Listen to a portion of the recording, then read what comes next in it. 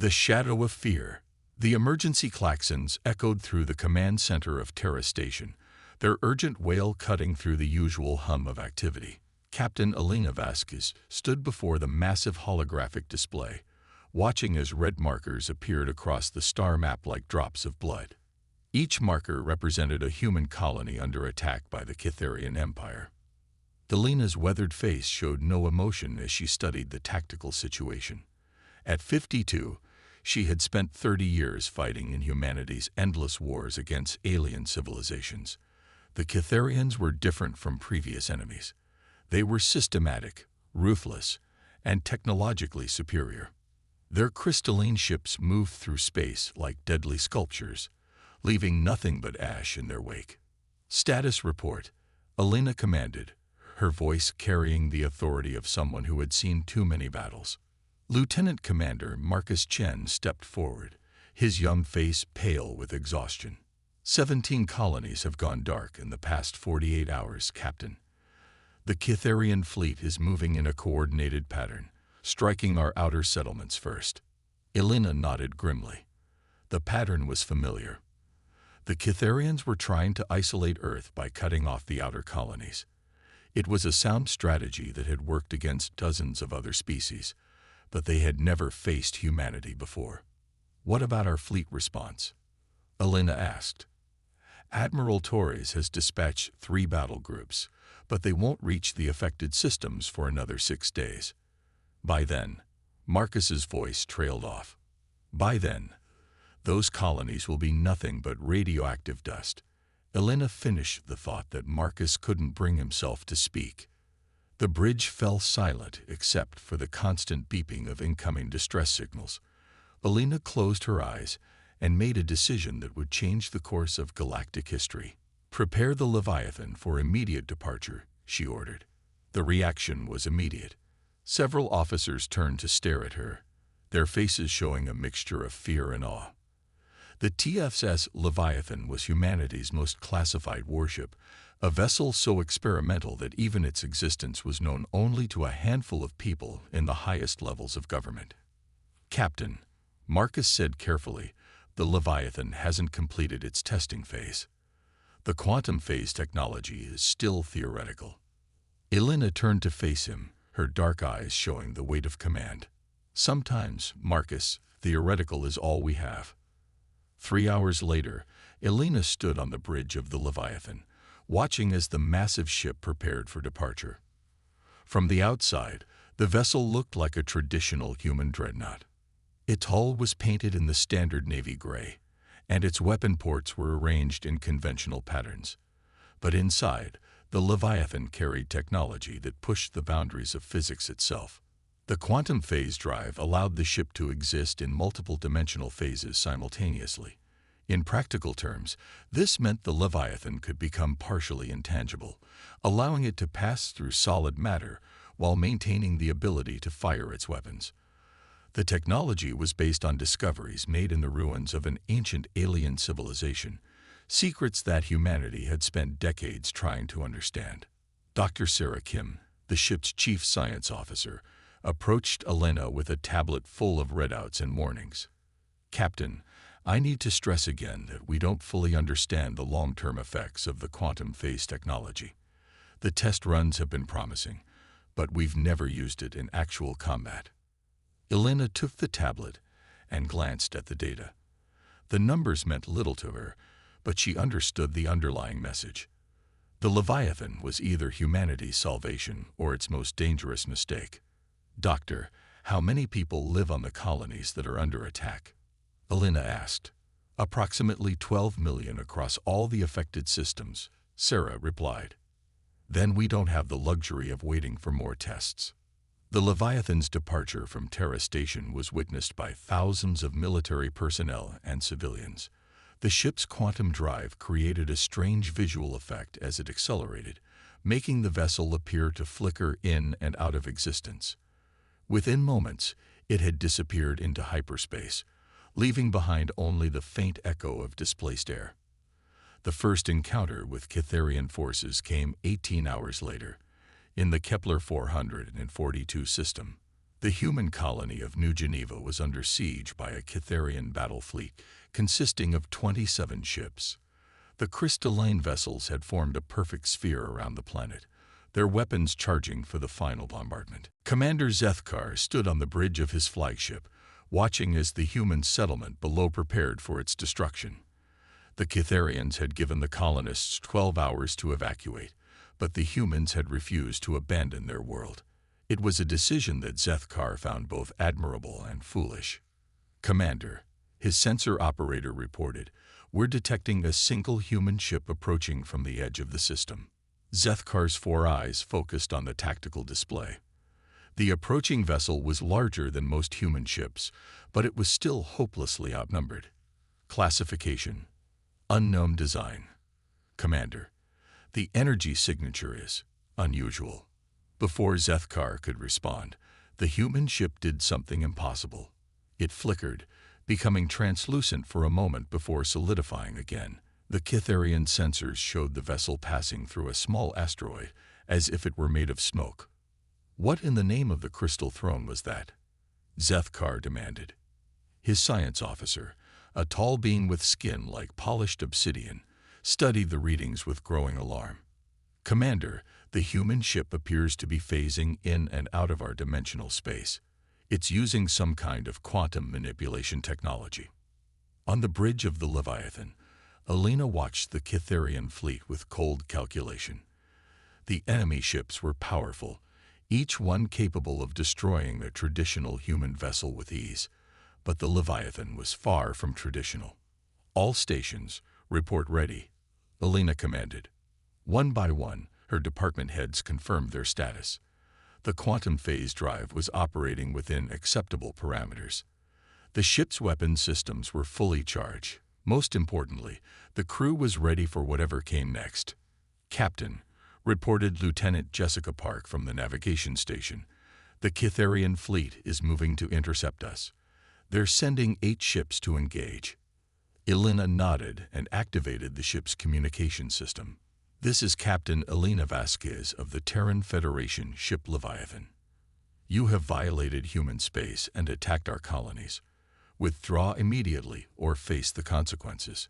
The response came quickly, transmitted in the crystalline harmonics of the Cytherian language and translated by the ship's computers. "Human vessel, you are outnumbered and outgunned.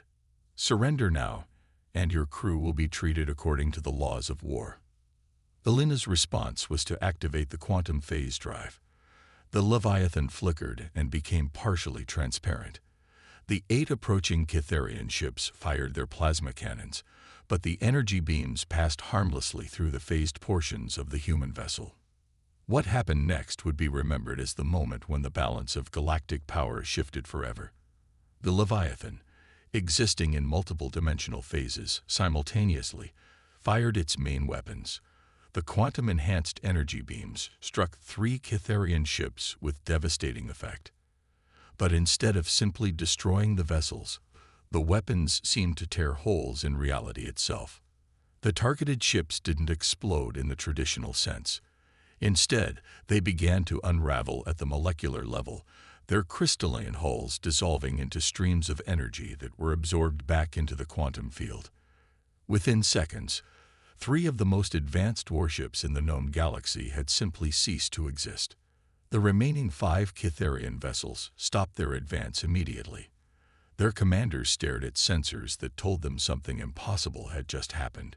Ships didn't simply dissolve into nothingness. Matter couldn't be converted to energy so efficiently. Yet the evidence was undeniable. Commander Zethkar watched the destruction of his ships with growing horror. In his 200 years of military service, he had never seen weapons capable of such complete annihilation. The human vessel continued to flicker in and out of phase, making it impossible to target effectively. "All ships, fall back to defensive positions," he ordered, his voice tight with a fear he had never experienced before. But the Leviathan wasn't finished. Alina had made a decision that would echo across the galaxy. The quantum phase drive allowed the ship to approach the Cytherian fleet without being detected by conventional sensors. When the Leviathan materialized directly in the center of the enemy formation, the alien commanders realized they were facing something beyond their understanding. The battle that followed lasted only minutes. The Leviathan's quantum weapons tore through the Cytherian fleet like a scythe through wheat. Ships that had taken decades to build were reduced to their component atoms in seconds. The crystalline vessels, so beautiful and deadly, became nothing more than glittering dust scattered across the void. Commander Zethkar survived only because his flagship was positioned at the edge of the formation. As he watched his entire fleet disappear before his eyes, he made a decision that would have been unthinkable hours earlier. He opened a communication channel to the human vessel. "Human ship," he said, his voice filled with a mixture of respect and terror. "We surrender." The words echoed across the comm system of the Leviathan, reaching not just Alina's crew, but also the listening posts of a dozen different species. Within hours, the news would spread across the galaxy like wildfire. A single human ship had defeated an entire Cytherian battle fleet without taking a single casualty. Alina stood on her bridge, looking out at the debris field that had once been 27 enemy warships. The quantum weapons had left almost nothing behind, just a few scattered particles that caught the light of the local star. The colonists on New Geneva below were safe, but Alina felt no satisfaction in the victory. "Captain," Dr. Kim approached her with a concerned expression. "The quantum field fluctuations are off the charts. We may have torn a hole in local space-time." Alina nodded grimly. The power they had unleashed was beyond anything humanity had ever wielded before. It was a weapon that could end wars, but it could also destroy the very fabric of reality if used carelessly. "Send a message to Terra Station," Alina ordered. "Tell them the Leviathan is operational and proceeding to the next target system." As the ship prepared to jump to hyperspace, Alina couldn't shake the feeling that they had crossed a line that could never be uncrossed. The Leviathan had proven that humanity could defend itself against any threat, but at what cost? The weapon they carried could save their species, but it could also damn them. The quantum phase drive engaged, and the Leviathan disappeared into the vast darkness between stars, carrying with it the power to reshape the galaxy and the terrible responsibility that came with such power. The surrender protocol. The emergency session of the Cytherian High Command convened in the Crystal Sanctum, a massive chamber carved from a single piece of living crystal deep beneath the surface of their homeworld. 12 of the most powerful beings in the Empire gathered around a table that had witnessed the rise and fall of countless civilizations. High Commander Veltar, his ancient form crackling with barely contained energy, studied the holographic recordings of the Battle of Kepler 442 with disbelief. The footage showed impossible things: a human ship phasing through solid matter, weapons that dissolved crystalline hulls at the molecular level, and an entire battle fleet reduced to scattered atoms in minutes. "Play it again," Veltar commanded, his voice resonating through the chamber like the ringing of a great bell. The hologram flickered and reset, showing the approach of the single human vessel. The assembled commanders watched in silence as their most advanced warships were systematically annihilated by weapons that seemed to bend the laws of physics. "How many survivors?" asked Commander Isis Terra, her 4 eyes fixed on the display. 47 beings from the flagship," replied Intelligence Director Quendall. "All other vessels were completely destroyed. Not destroyed, actually. Dissolved. Converted back to their component energy states." The chamber fell silent as the implications sank in. The Cytherian Empire had conquered 63 different species over the past millennium. Their military doctrine was based on overwhelming technological superiority. But now they faced an enemy with weapons that made their most advanced technology look primitive. "What do we know about this human vessel?" Veltar asked. Quendall activated a new holographic display showing the Leviathan from multiple angles. Designated TFS Leviathan by human sources. Length approximately 1,200 meters. Crew complement unknown. The quantum phase technology it employs is completely beyond our understanding.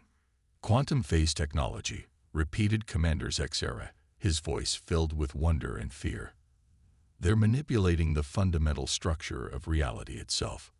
Veltar stood slowly, his towering form casting shadows across the crystal walls. In 12 centuries of conquest, we have never encountered a species capable of such advanced physics. The humans have evolved beyond our expectations. The discussion was interrupted by the arrival of a messenger, who rushed into the chamber with urgent news.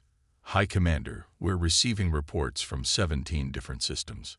Human vessels matching the description of the Leviathan have appeared throughout our territory. Our fleets are requesting immediate reinforcement. The assembled commanders exchanged glances of growing alarm. If the humans had more than one ship with quantum phase technology, the implications were staggering. A single vessel had destroyed an entire battle fleet. Multiple such ships could threaten the entire empire. How many ships do they have? Veltar demanded. Unknown, High Commander. The vessels appear and disappear without warning. Our sensors cannot track them effectively when they're in phase. Across the galaxy, the reports continued to pour in. The Leviathan had appeared in the Vega system, where it had single-handedly destroyed a Kitharian mining operation. Another quantum-capable human ship had been spotted near the Altair colonies, causing 3 Kitharian cruisers to retreat without engaging. The pattern was clear. Humanity was no longer content to defend its own territory. They were taking the offensive. On the bridge of the Leviathan, Captain Elena Vasquez studied the latest intelligence reports with grim satisfaction. The Kitharian forces were in full retreat across 6 different sectors. Enemy ships were abandoning their positions and fleeing toward the core worlds of their empire. Captain, reported Lieutenant Commander Chen, we're receiving surrender requests from 4 different Kitharian battle groups. They're requesting safe passage to neutral space. Elena felt a mixture of relief and unease. The retreats were exactly what humanity needed, but the speed of the Kitharian collapse was almost too good to be true. An empire that had conquered dozens of species was abandoning its territories after a single encounter with human technology. Dr. Kim, Elena called to her science officer, are we detecting any other quantum signatures in the area? Sarah Kim checked her instruments carefully before responding. Negative, Captain. As far as I can tell, we're the only ship in this sector using quantum phase technology. Elena nodded thoughtfully. The Kitharians didn't know that the Leviathan was alone. They were retreating based on the assumption that humanity had an entire fleet of quantum-capable vessels. It was a mistake that might end the war before it truly began. The communication system activated, and Admiral Torres appeared on the main screen. His weathered face showed the strain of commanding humanity's war effort, but there was hope in his eyes that Elena had never seen before. Captain Vasquez, Torres said, I've been monitoring the situation across all sectors. The Kitharian retreat is unprecedented. Entire fleets are abandoning their positions without engaging our forces. Yes, sir, Elena replied. It appears they believe we have multiple quantum-capable vessels. How long before they realize the truth? Elena considered the question carefully. Not long, Admiral. Their intelligence services are thorough. Eventually, they'll figure out that the Leviathan is operating alone. Then we need to end this war quickly, before they regroup and adapt to our new technology. The opportunity came 72 hours later, in the Proxima Centauri system. The Kitharian High Command had assembled their remaining forces for a final stand. Over 300 warships arranged in a defensive formation around their forward command base. It was the largest concentration of enemy vessels that humanity had ever faced.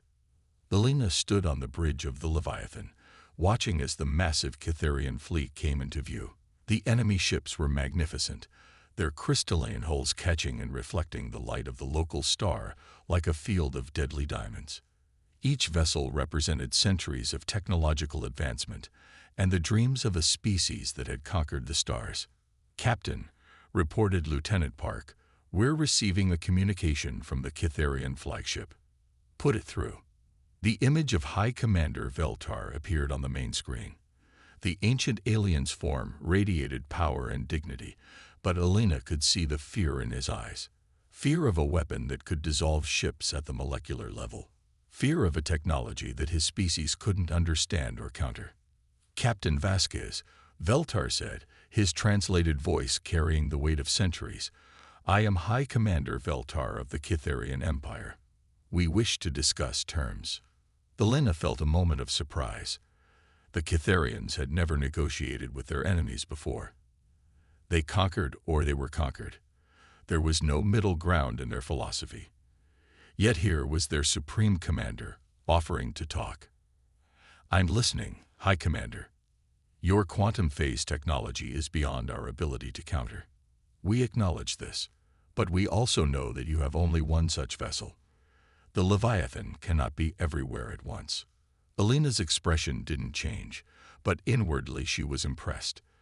The Kitharian intelligence services had figured out the truth faster than she had expected. "Perhaps," Elena said carefully, "but one ship has been enough to defeat your forces in 6 different systems." "Indeed," Veltar acknowledged, "which is why we are prepared to offer terms. The Kitharian Empire will withdraw from all human territories. We will recognize your sovereignty over your claimed systems.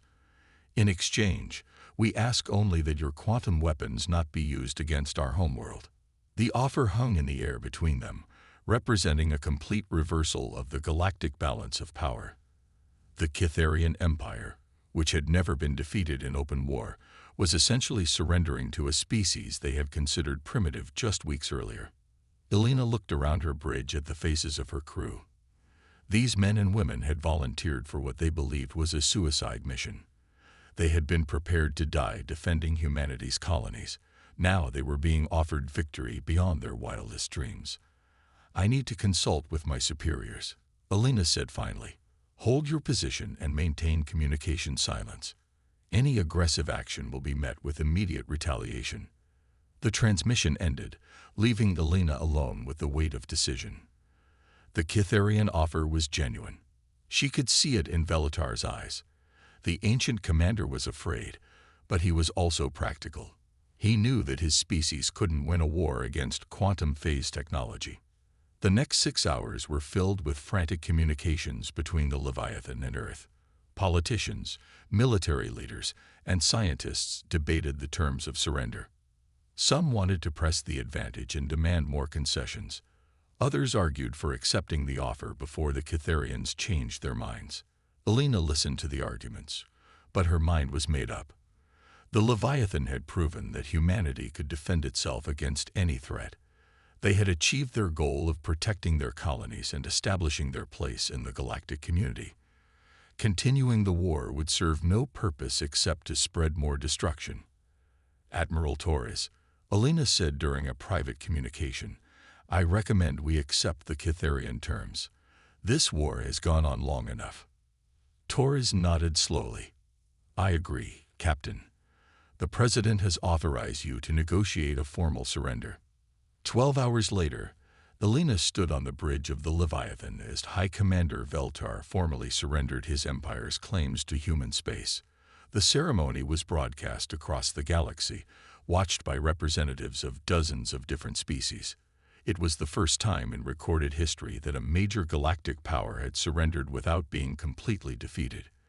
The quantum phase drive had changed everything. Not just the balance of military power, but the very nature of galactic politics. Species that had lived in fear of Kitharian conquest suddenly saw hope for their own independence. The human victory had proven that even the most advanced empire could be defeated by superior technology, and the will to use it. Elena watched as the Kitharian fleet began its withdrawal from human space. The massive crystalline ships moved slowly, their movements carrying the weight of 1,000 years of imperial pride. They were beautiful vessels, works of art as much as weapons of war. Elena felt a moment of sadness at seeing them retreat. "Captain," Dr. Kim approached her with a final report on the quantum phase drive. "The technology is stable. We can begin production of additional quantum-capable vessels within 6 months." Elena nodded, but her thoughts were elsewhere. The Leviathan had given humanity the power to defend itself, but it had also given them the power to become conquerors themselves. The temptation to use quantum weapons against other species would be enormous. Humanity would need to choose wisely. Send a message to all human colonies, Alina ordered. Tell them they're safe. The war is over. As the Leviathan began its journey back to Earth, Alina stood at the viewport watching the stars. Somewhere out there, other species were watching humanity with a mixture of fear and respect. The Terran Federation had become a major galactic power in a matter of weeks, but with that power came responsibility. The quantum phase drive had ended one war, but Alina knew it was only the beginning of humanity's journey among the stars. They had proven they could defend themselves against any threat, but now they would need to prove they could use their power wisely. The galaxy was watching, and humanity's next choices would determine whether they would be remembered as liberators or conquerors. The Leviathan disappeared into hyperspace, carrying with it the hopes and fears of an entire species. Behind it, the Kitharian fleet continued its retreat, leaving human space forever. The war was over, but the real test of humanity's character was just beginning.